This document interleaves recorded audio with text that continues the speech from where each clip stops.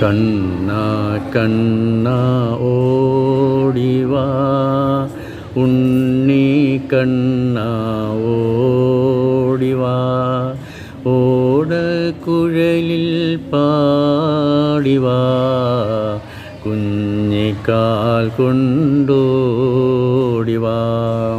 കണ്ണാ കണ്ണാ ഓടിവാ ഉണ്ണി കണ്ണാ ഓടിവാ ഓടക്കുഴലിൽ പാടിവാ കുഞ്ഞിക്കാൽ കൊണ്ടോടിവാ.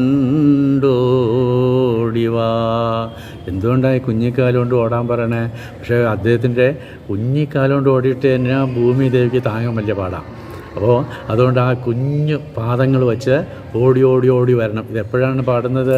ശരിക്കും അഷ്ടമി രോഹിണി സമയത്താണ്. അപ്പോൾ ആ കുഞ്ഞു ചെറുതായിട്ടുള്ള ആ റോസാപ്പൂവിൻ്റെ നിറമുള്ള ആ പാദങ്ങൾ ഭൂമിയിൽ സ്പർശിച്ച് ഓടി വരാൻ വിളിക്കുക.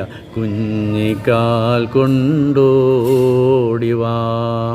ആടും മയിൽ പീലിയും ആനന്ദമാം ഗോപിയും അല്ലലകറ്റും ചില്ലിയും അഞ്ജനമെഴുതിയ കണ്ണുമായി ആടും മയിൽ പീലിയും ആനന്ദമാം ഗോപിയും അല്ലലകറ്റും ചില്ലിയും അഞ്ജനമെഴുതിയ കണ്ണുമായി കണ്ണാ കണ്ണാ ഓടിവാ ഉണ്ണി കണ്ണാ ഓടിവാ ഓടക്കുഴലിൽ പാടിവാ കുഞ്ഞിക്കാൽ കൊണ്ടോടിവാ.